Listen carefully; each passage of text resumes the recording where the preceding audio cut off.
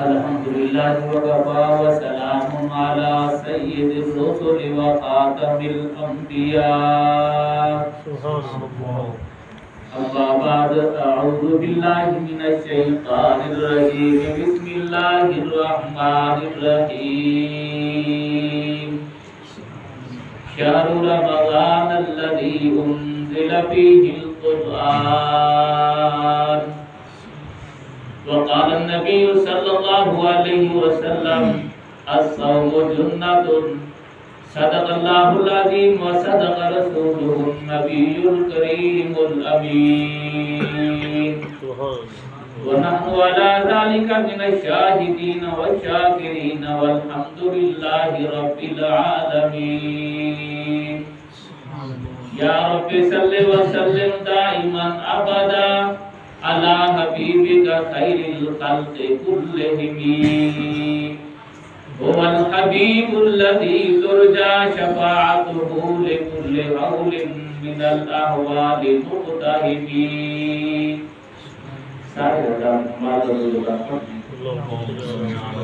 اللهم صل على محمد وعلى آل محمد كما صليت على إبراهيم وعلى آل إبراهيم إنك حميد مجيد اللهم بارك على محمد وعلى آل محمد كما باركت على إبراهيم وعلى آل إبراهيم إنك حميد مجيد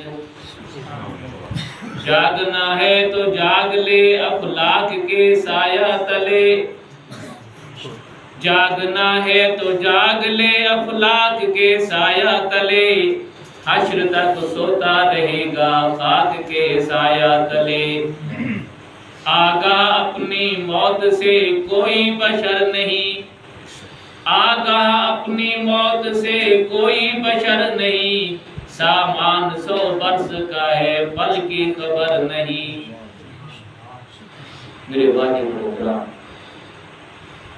جناب محترم قاری حبیب الرحمان صاحب اور محترم قاری محمد بدر صاحب اور میرے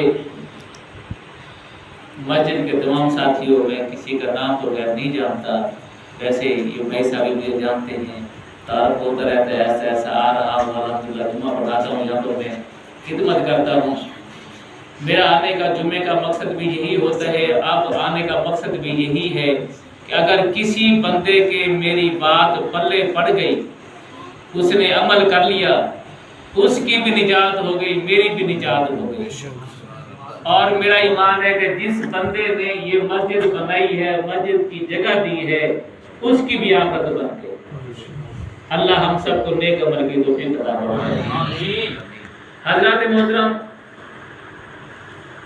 یہ چند باتیں کرنے کا وقت ہے وہ چند باتیں کروں گا آپ سے میں تقریر کا وقت بھی نہیں ہے بیان کا وقت بھی نہیں سیدھی بات ہے یہ وہ رات ہے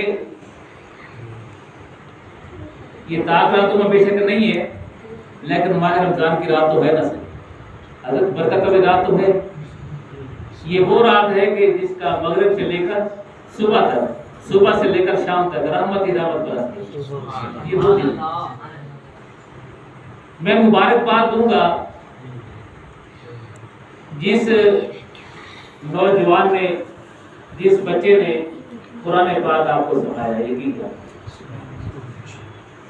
پھر اس کے والدین کو مبارکباد دوں گا کہ کچھ نصیب ہے وہ ماں باپ کہ جن کے بیٹے نے مصلی پہ کھڑے ہو کر اللہ کا قرآن سنایا قیامت کا دن ہوگا حافظ صاحب ذرا غور کرنا قرآن کو بھلانا نہیں ہے ایک بات اور بھی بتا دوں جس نے قرآن پڑھ کر بھلا دیا قیامت والے دن اس کے دانت نہیں ہوں گے منہ کے اندر دانت نہیں ہوں گے یہ نشانی ہوگی اس بندے کی اللہ حافظ سے کہے گا حافظ دو روایتیں آتی ہیں حافظ 10 بندوں پر جہنم واجب ہو چکی ہے سزا بول چکی ہے جسے کہتے ہیں نا پھانسی کے آرڈر ہو چکے ہیں تختہ دار پہ لٹکنے والا ہے حافظ لیکن بعمل حافظ کی بات ہو رہی ہے. اللہ بچے کو بھی بعمل بنائے ماشاءاللہ. جتنے بھی حافظ ہیں عالم ہیں اللہ سب کو بعمل بنائے. فرمایا جائے گا کہ حافظ ان 10 بندوں میں سے اپنی پوری برادری میں سے 10 بندے چن لے جن کے سمجھے کہ پھانسی کا آرڈر ہو چکے ہیں, جن کے اوپر جہنم واجب ہو چکی ہے. ان میں سے 10 بندے جو تیرا دل کرے وہ چن لے. اب حافظ کی مرضی ہوگی کہ ان میں سے والد صاحب کو چنے, چچا کو چنے, ماموں کو چنے, خالو کو چنے, پھوپا کو چنے, والدہ کو چنے, خالہ کو چنے, خالہ زاد کو چنے, جن کو دل کرے. حضرت ایک اور روایت میں آتا ہے کہ 40 بندوں کو, ایک اور روایت میں 40 بندے بھی آتے ہیں.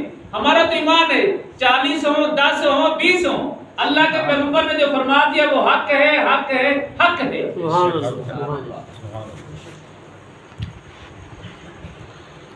پھر حافظ سے کہا جائے گا کہ حافظ تلاوت ورتل القرآن ترتیلا, تلاوت کو ٹھہر ٹھہر کے پڑھ, تلاوت کو آہستہ کر اور جنت کی سیڑھیوں پہ درجات کی بلندیوں پہ چڑھتا جا. سبحان اللہ. بلندیوں پہ زور سے چڑھ, بھاگتے ہوئے چڑھ.